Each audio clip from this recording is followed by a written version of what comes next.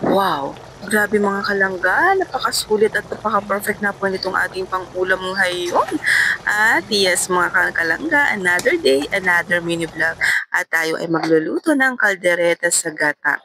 Ha? Meron bang ganon? Yes mga kalangga at this is it. Laging request nga po ito ng aking jusawa at kaya nga po ito gagawin na natin siya. At magigisa po muna tayo dyan ng bawang sibuyas at isunod na nga po natin yung ating patatas at carrots. Yes, mga mima.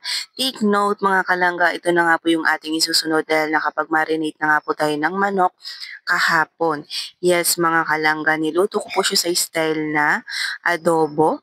At this is it. Ito na nga po yung ating manok.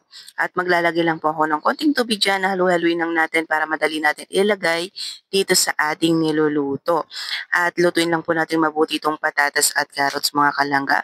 At kapag okay na nga po ito, tsaka natin islagay ang ating adobong manok. Grabe, parang 3-in-1 na siya. Adobo na, kaldereta at gata. Napakasulit at napakasolve talaga nitong ulam natin today.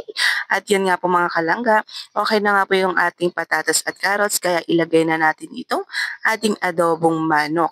At halu-haluin lang natin yung mga kalangga. At syempre, sayang naman yung sabaw, yan, kaya tiniktik natin siya. At yan nga po mga kalangga, halo-halo lang natin ng mabuti bago natin ilagay ang ating tomato sauce. At yan nga po mga kalangga, isang tomato sauce at isang gata lang po yung aking nagamit dito.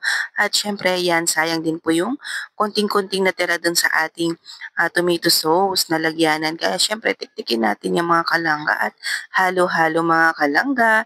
Same lang, halo-halo at maglagay tayo ng kaunting tubig. Yes, mga kalangga, konting tubig lang. At naglagay din ako syempre ng ating Knorr cubes, pampalasa din, dagdag pampalasa. At takpan lang natin mga kalangga. At kapag ito ay kumulo, halo-halo ng mga kalangga dahil sa baka dumikot na po yung ating sabaw.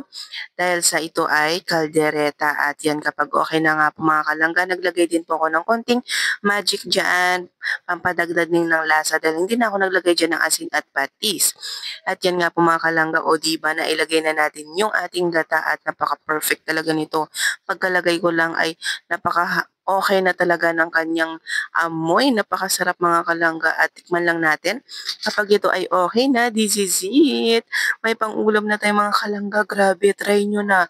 Talagang hahanapin yung mga kalangga ang ating kaldereta sa gata. Yes, mga mima, adobo na at 3-in-1 na siya. Kaya try na. Thank you for watching.